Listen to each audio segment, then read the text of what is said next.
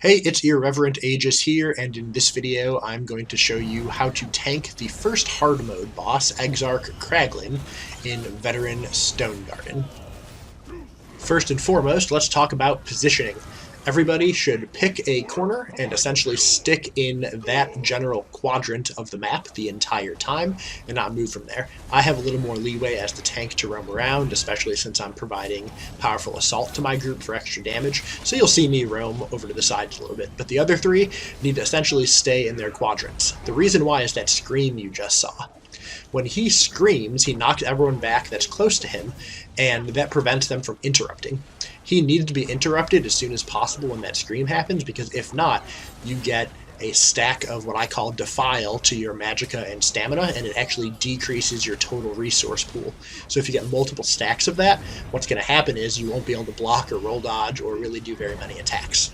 So there you see it again, and you see I have two interrupters, I Suck at Life and Izzy, hitting him with interrupts pretty much the entire fight. They have Crushing Shock on their bar.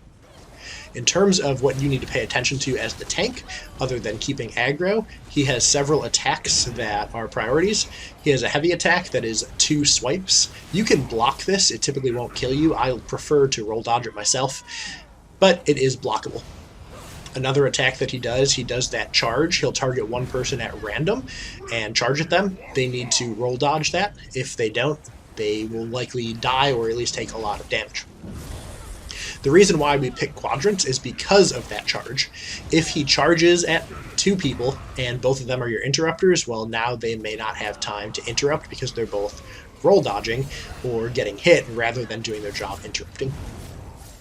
Another attack that he does is this ground slam right here. This, highly recommended. That is roll dodged. I have not had luck surviving that through a block. I'm sure you can with the right amount of resources or build, but it's better to just roll dodge it.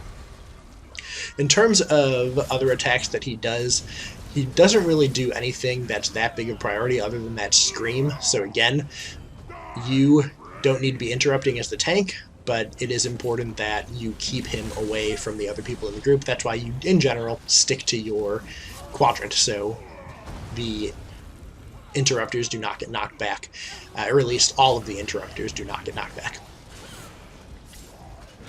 For this fight, I personally like to wear weapons and jewelry of Powerful Assault, Bloodlord's Embrace as the chest piece so I can get the magic recovery every time I'm hit, and then I wear Perfected Yulnakrins on the body and backbard, so I switch to that and give the buff. This fight takes a while because our DPS are running Crushing Shock and not their normal rotation, so I like to provide that Powerful Assault and Yulnakrin buff to everybody to make it go a little bit faster.